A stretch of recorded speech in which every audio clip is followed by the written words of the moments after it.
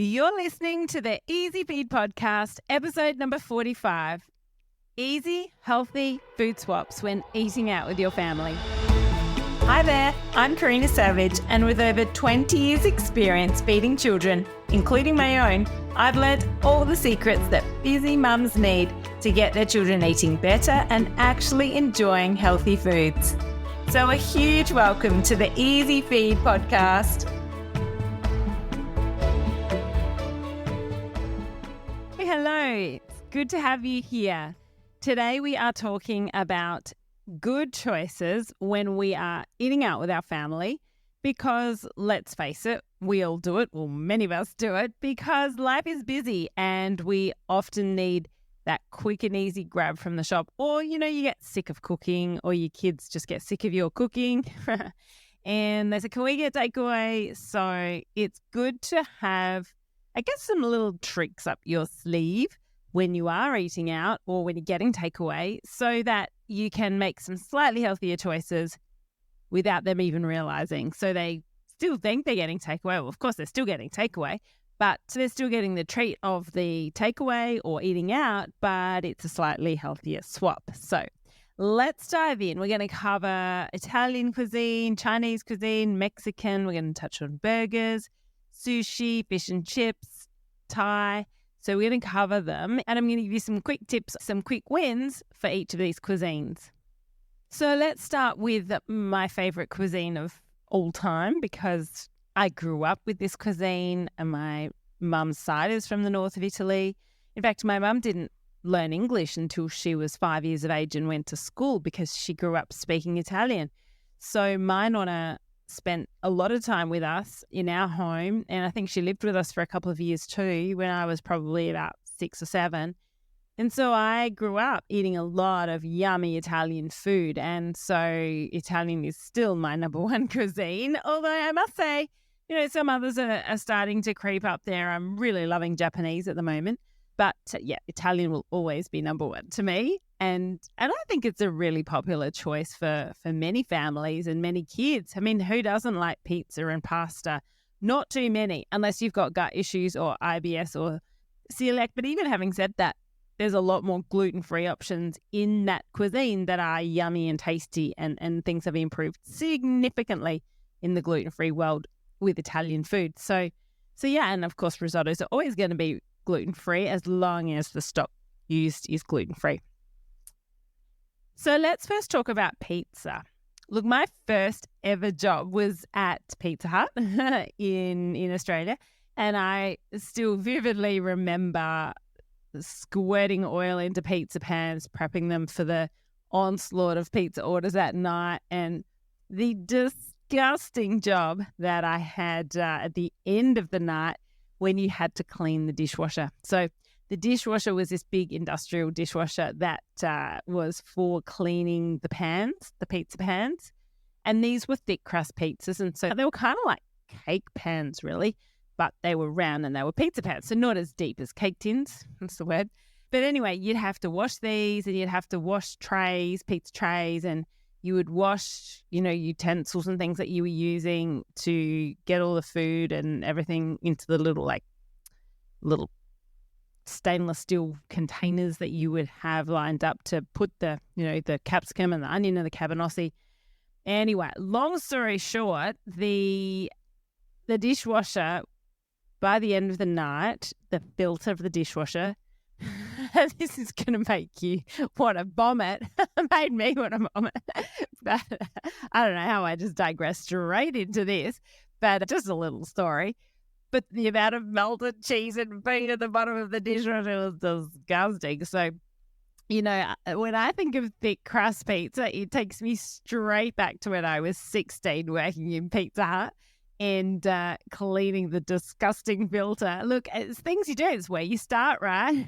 So it takes me back to that. But yeah, that oiling of the pan, of those thick pans, and the oil that's in those thick crust pizzas is disgusting. And so my first comment around Italian food is, where possible, avoid those thick crust pizzas because they're really oily, they're not healthy. You can even get those cheese-filled crusts. And again, that just adds more oil and calories and fat.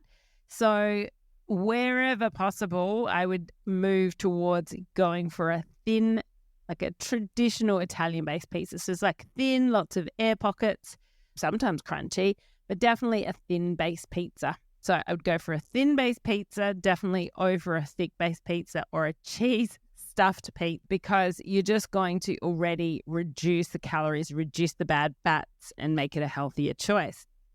And then wherever possible, add vegetables to the pizza. Now, kids aren't huge veggie lovers always on pizza, and I know mine aren't either. It's always the margherita. It's never the vegetariana. So where possible, add some veggies, but if not possible, then a margherita thin-based pizza is a good option still. Definitely try and avoid the pepperoni meat lover type pizza, because the more processed meats you get slathered on that pizza, the more unhealthy it becomes. So less processed meats, more vegetables. But at the end of the day, if it's just a margherita, I think that's the best option. I think that's a better option over like a ham and cheese or a ham and pineapple, because again, not a big fan of the processed meat. If we look at pastas, always try to choose a red sauce over a creamy sauce. A red sauce, like a salsa, is going to be healthier. Tomatoes are really rich in vitamin C. They're rich in lycopene, which is a nutrient that's very good for you. So red sauce over a creamy carbonara-based sauce any day of the week. Stay away from the creamy, cheesy wherever possible, because often those carbonaras have heavy cream, butter, bacon, making it a lot higher in fat.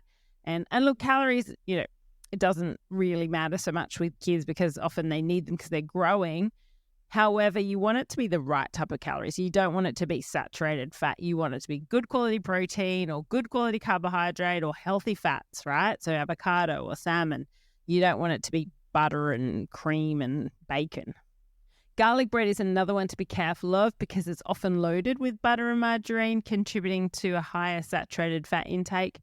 And again, look, if this is a sometimes food where you're having it once a week and once a fortnight, who cares? Of course, give them the garlic bread. Allow them to have the garlic bread, because we want them to feel like they can have that treat.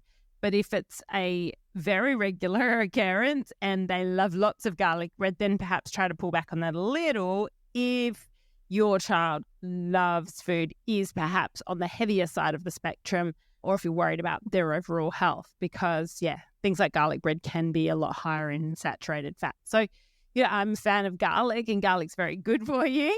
If you're making it at home, I guess you could regulate how much butter you put on it. But really, at the end of the day, if you're going to eat garlic bread, you want it to be a yummy garlic bread. And most of the time, you're not going to make it yourself. I know I'm not. So garlic bread's just something to watch out for. But at the end of the day, if it's a couple of pieces of garlic bread next to some thin crust margherita, no big deal. What you can do instead of garlic bread is you can get those thin-based garlic pizzas. And that's another option. If it's a thin-based garlic pizza using olive oil, it's possibly a better option than the buttered garlic bread. But again, at the end of the day, it's what the pizza shop's got, and it's what your child wants. And remembering this is like a sometimes food, so you want to just have the real food, the sometimes food, not feel like you can't have it. Because if you deprive yourself, then it's going to backfire and you're going to want something else anyway. Okay, moving on to Chinese cuisine. With Chinese cuisine, you want to really stay away from the really deep fried, battered options. So things like sweet and sour pork, sweet and sour chicken, honey chicken, lemon chicken, all of those that are really battered and deep fried and often covered in sugary sauces as well. So they're not as healthy options for, your regular takeaway nights. Fried wontons and fried dumplings and anything that's really deep fried is not going to be as good as something that is steamed, like a steamed dumpling. These are lighter and they're still yummy. So I would go for steamed over fried where possible. And you can also go for things like steamed chicken with vegetables or stir-fried veggies and meat, lean meat. Because those stir-fried options and those steamed dumplings and steamed wontons are going to be healthy options. And the same goes for Thai cuisine. Going for fresh spring rolls over like a deep fried spring roll is going to be better. I know that when I buy them in the freezer section, I can then just pop them in the oven to bake them versus being deep fried. But I'm actually not sure. I think it varies depending on the restaurant as to whether they're deep fried or not. Noodle dishes such as pad thai are often higher in oil and sugar in the sauce. So just being mindful of that. But, I know my daughter loves pad thai. That's her number one option. And her second option is a coconut milk-based curry. And look, they're rich and creamy and delicious, but the coconut milk does make it a little higher in saturated fat. At the end of the day, coconut milk is a little controversial because it's a medium chain fat, but it is still a saturated fat. So just be mindful of it. But to be honest with you, it doesn't stop me ordering it. That's one of my favorite Thai dishes is a red curry. And I love the coconut milk. And I use coconut milk and coconut cream at home too for her because it means she eats the vegetables. And I still think that's a better option if she's eating veggies with like a coconut based and you can always put healthy protein in there, whether it's chicken or tofu or edamame. So, coconut milk curries, again, if it's like a sometimes once every week or two, I don't have a problem with it, but just be mindful that it is a bit creamier. If you're going for like a lighter soup, like a tom yum soup or a broth or a miso, then that's going to be a better option. But then the miso is going to be higher in salt. So it's like, well, pick your poison, right? But definitely like a Thai salad with grilled chicken. Oh my gosh, I was up in Brisbane the other day and I had one of these and it was so delicious. It was, what was it? It was like shredded chicken mixed with, I don't even know what it was mixed with. I could probably find the ingredients, but it was like full of coriander and mint and lime and, oh goodness, what was it? It was kind of like a soft, tender bamboo, just delicious. So like a Thai salad with grilled chicken would be a great option with a tangy lime dressing. As I said, like a tom yum style soup that's not so coconut milk or cream heavy.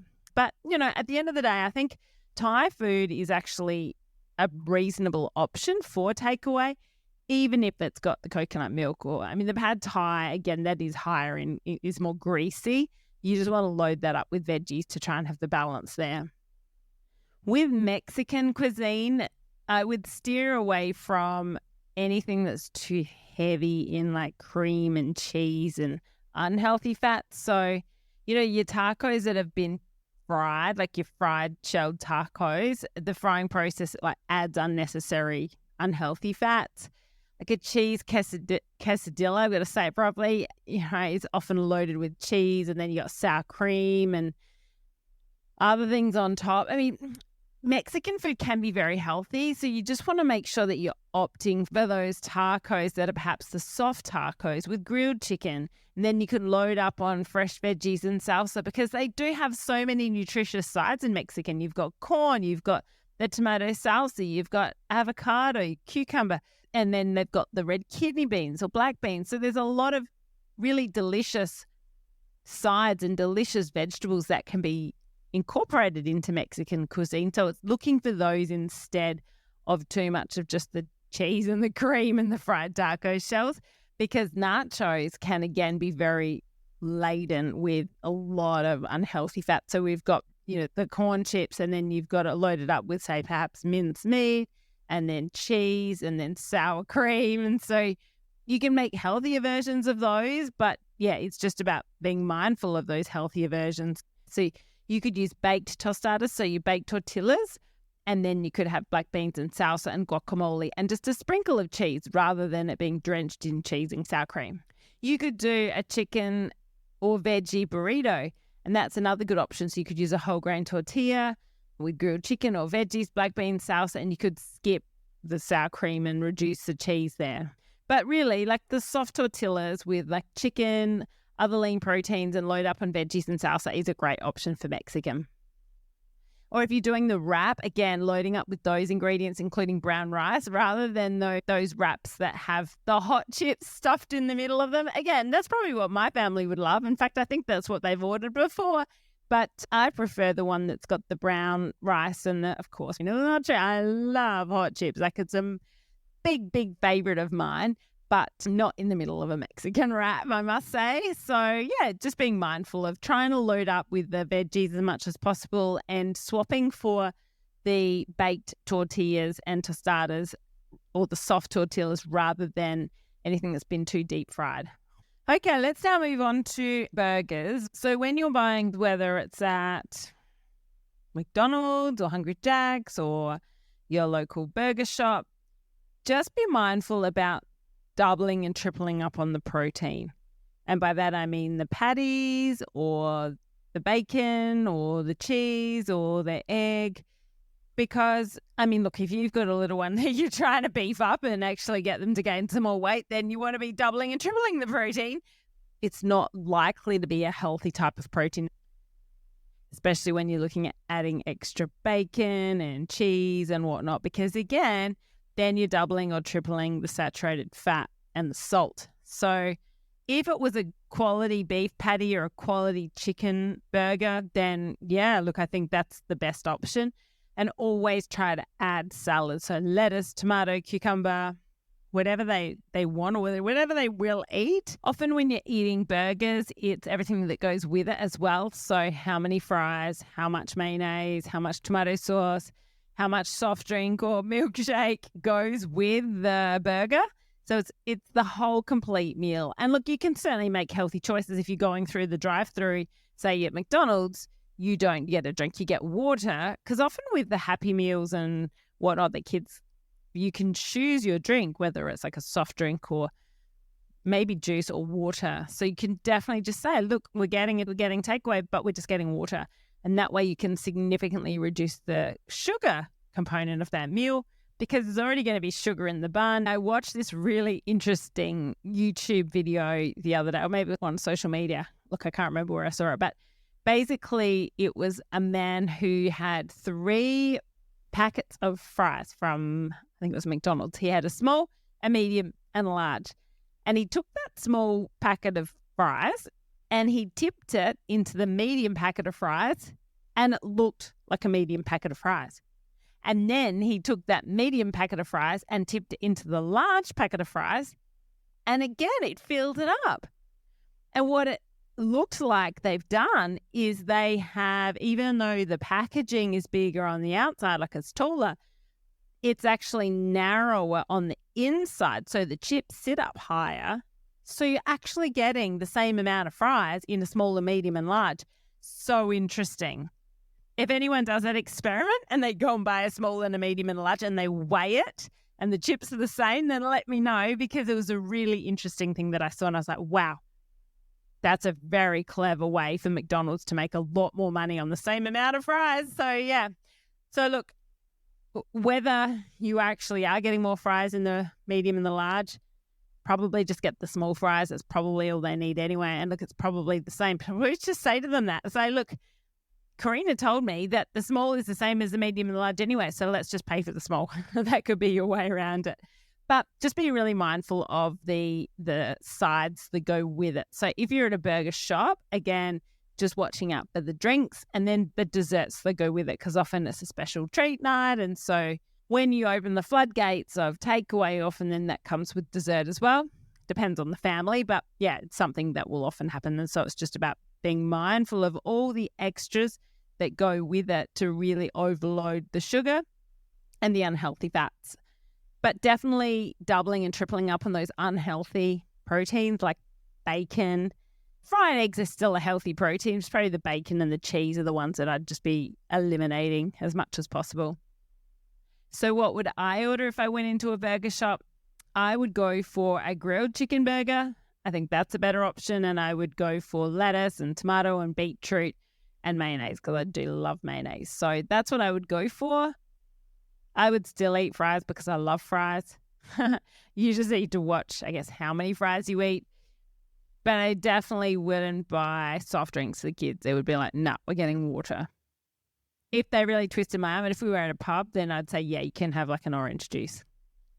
There has been times when my 10-year-old has a bit of lemonade, but I'm getting stricter again. I was getting a bit soft there for a while. You just feel so bad when all the friends are doing it and you just think, oh, just let him do it. But yeah, he actually gets a little bit of a sore tummy afterwards sometimes. So I'm thinking, oh, it's probably not the best for him anyway. So I'll kind of try and come at it from that angle as well. Like, you might get a sore tummy. So yeah, as much as possible, just go for water. If you were to buy fish and chips, Again, if it's sometimes food, enjoy the battered fish and chips, right? But if it was something that they weren't really fussed whether they went for the beer battered or the battered fish or the grilled fish, then just go the grilled. And maybe some families just go, you know what, I'm not even going to get them used to the battered fish. We're just going to go for grilled fish and chips because you're still getting the fried chips anyway. So maybe you just choose grilled fish and fried chips. And then again, the mayonnaise is often higher in fat, but you know what? Who doesn't love hot chips and mayonnaise? I'm sounding very Dutch now, but oh my gosh, it's delicious. Even when I roast my potatoes at home, I just absolutely love smothering them in mayonnaise. I really need to get back to Amsterdam and just smash out some more potatoes and mayonnaise because it's so yummy. So again, it's a treat food. It's a sometimes food. So have your mayonnaise. I'm not going to say swap it for like a tartare sauce. I mean, unless you really want to, you can. You could swap it for a yogurt-based sauce rather than mayonnaise. But at the end of the day, I'm also all for enjoying food, but just having those treat foods sometimes. Okay, moving on to a very popular cuisine in our children these days, and that is sushi. So with sushi, it is very carb heavy generally, most of the time, unless you're going for like a big chunk of salmon or you're in a restaurant and you're getting like, you know, kingfish sashimi or something like that. But a lot of the Japanese foods are very carb heavy, especially sushi.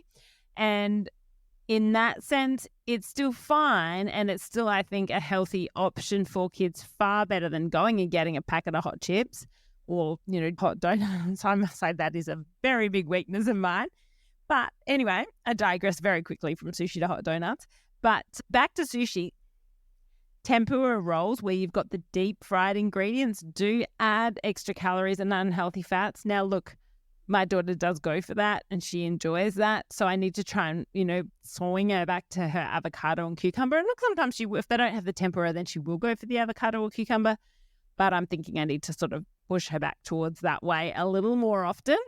I haven't got them onto brown rice yet. I'd like to do that. They're on the white rice. The sushi rice is usually mixed with the sushi seasoning, and that often will be a combination of vinegar and sugar.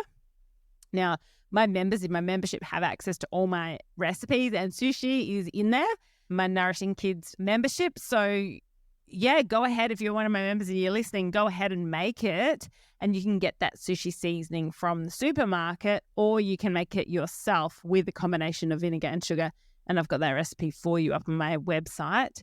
But on the whole, I think sushi is still a reasonably healthy option as a snack option, as a, you know, on the go instead of grabbing more junk food. I think, you know, vegetable-based sushi is still very healthy. You've got the nori roll, like the seaweed outer, and that's a rich source of iodine. So I think sushi is still a good option, but just be really mindful of the deep fried ingredients and things like the spicy mayo rolls and the sushi with cream cheese, because then you just got a lot of fat and rice and you don't really have much nutrition. You don't have avocado, you don't have salmon, you don't have tuna. You really just got a lot of fat and a bit of rice.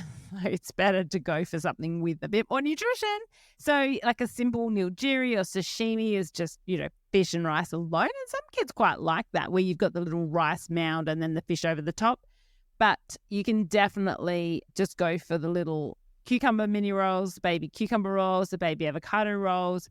Brown rice sushi, if you can, would be better for the kids if they'll eat it.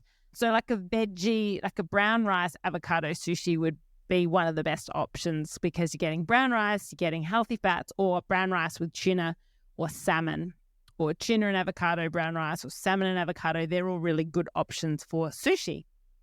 And of course, last but not least, edamame. How good are edamame? Edamame are like a superfood. They are so nutritious. So they're high in protein. They're high in fiber. They're a great vegetarian protein. They've got iron. They're such a good food. So yeah, as much edamame as your child would like to eat, I would always serve edamame if they're an edamame fan.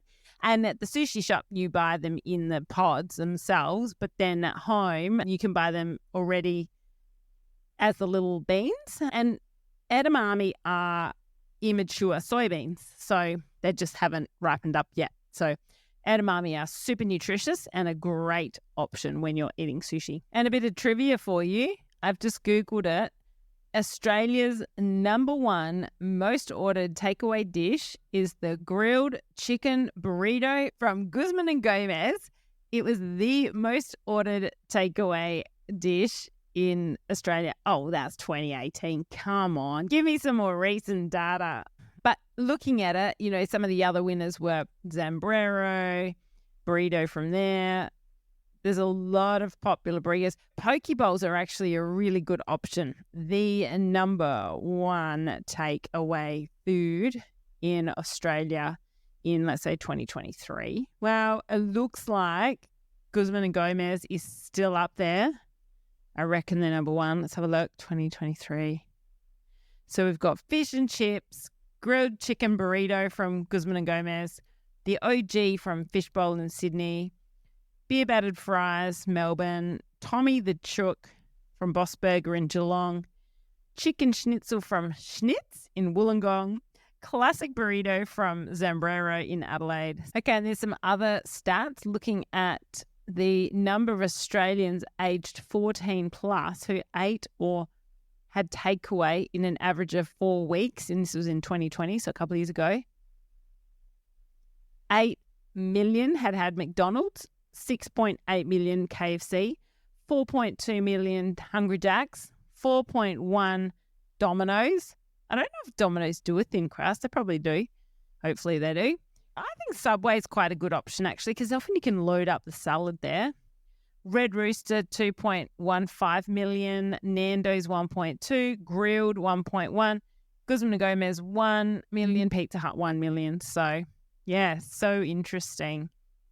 And look, I think in terms of stats, the consumption of convenience foods is only going to increase further because we are so busy these days. We seem to be working harder than ever. We seem to be relying on convenience foods more than ever. And so I can't see those trends reducing. I see them increasing or staying the same because I feel like we do rely on those foods because we're so busy. And look, I think it's fine to have that balance of home-cooked meals and takeaway foods, but it's about having the balance. And I think really, there's some weeks where our family would have takeaway foods more than once a week. And I would say that I have to confess there's been times when we may have relied on it like 3 times a week, but it wouldn't be the norm. Like it would be the anomaly. Most of the time, I'd say at the moment, we would have takeaway maybe once a week because I think you're generally going to get healthier food when it's cooked at home, and B, it's expensive. I haven't actually done Indian, sorry. I should throw Indian into the mix because Indian is another common one, and we do often get Indian, but I was just thinking about our Indian bill. Our Indian bill is often close to $100, but that's a treat for us. Like we love it, and definitely in winter, we love it. Like the kids love a good buttered chicken. I love a good dal. Everyone loves a good naan. So, yeah, with Indian, I think it's about trying to, again, choose vegetable dishes as much as possible. What I love about Indian is it's got a lot of spices. Just stay away from anything that's too creamy. If you're worried about saturated fats, go for more dairy-based grilled options rather than anything that's drowning in the creamy sauce.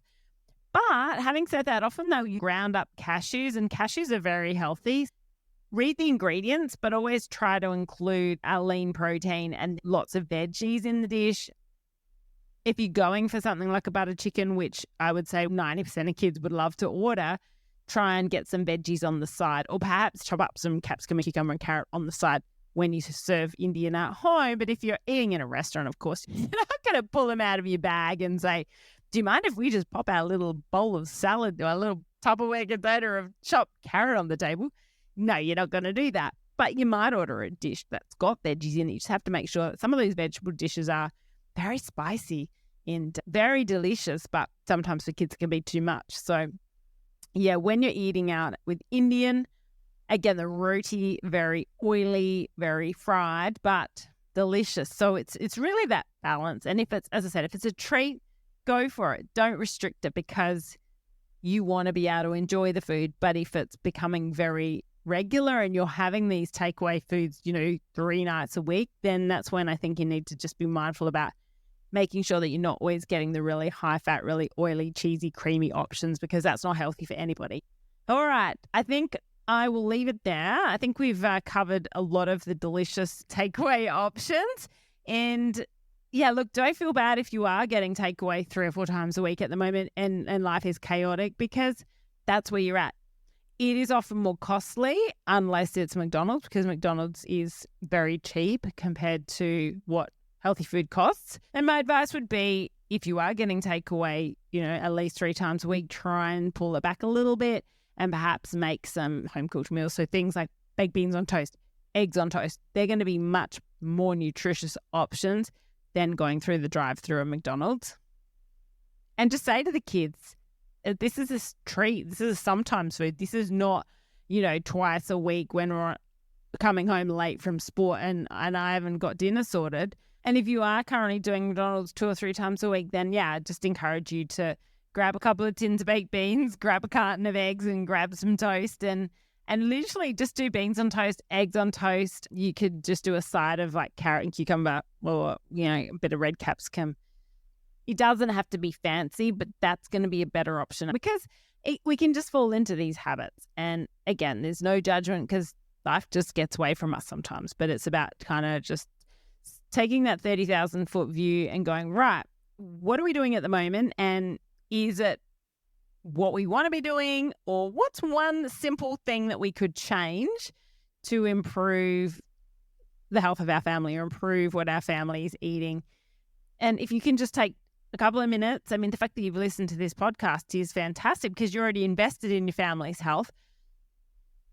And if you can just, while you're driving or while you're putting out the washing or whatever, if you can just take a couple of minutes to think, right, what's one small change we can make that done consistently will make a big difference, because that's exactly what you need to do.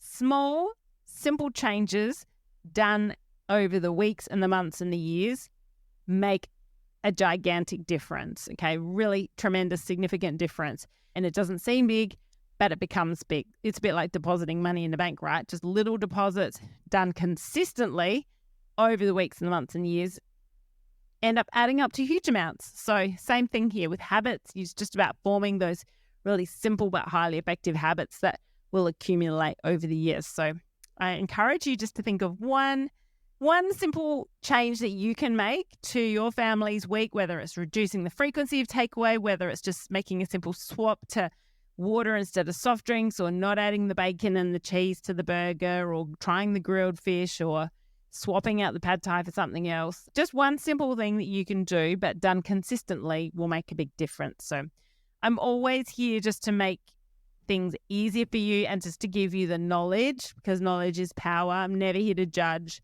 never here to be critical, because everyone's in a different place with their life and their busyness and their kids' age and their confidence in the kitchen and how much time they've got and how much money they've got. So there's absolutely no judgment. You've just got to look at where you're at and work out some simple tweaks that you can make for your family to make things better. So I hope that's helped you. Please leave me a review. I'd love to hear how you're enjoying the podcast episodes of the Easy Feed. And reach out to me on the gram. I'm also, on the web, nourishwithkarina.com.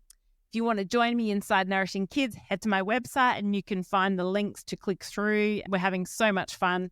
We're connecting now every 2 weeks, having live calls, and we're chatting pretty much daily in our private chat group. And it's a lot of fun, and we're having some really awesome wins with the mums in the group and what the kids are eating. So it's great. Well, we've been chatting a lot actually lately about label reading and food additives and colours, and trying to really choose healthier snack options for our kids, because it's a bit of a minefield at the moment if you've been listening to what's been going on with toddler snacks and labelling in Australia. Anyway, that's a whole nother topic. I think I've probably already recorded a podcast on that. If you flick back through my previous episodes, you'll find some juicy topics there. But yeah, there's been a lot of good chat in group lately about a whole lot of things. So anyway, I will go because I now need to head off to my children's school to pick them up. I hope you have a great week, and we'll chat to you soon. Bye for now.